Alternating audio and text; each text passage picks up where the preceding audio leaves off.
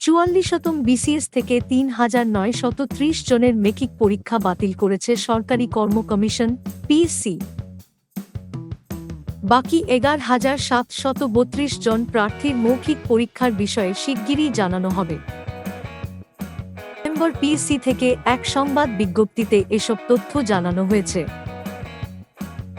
বলা হয়েছে, ৪৪তম বিসিএসের লিখিত পরীক্ষায় উত্তীর্ণ ১১,৭৩২ জন প্রার্থীর মধ্যে ৩,৯৩০ জন প্রার্থীর মৌখিক পরীক্ষা গত ৮ জুলাই পর্যন্ত অনুষ্ঠিত হয়েছিল।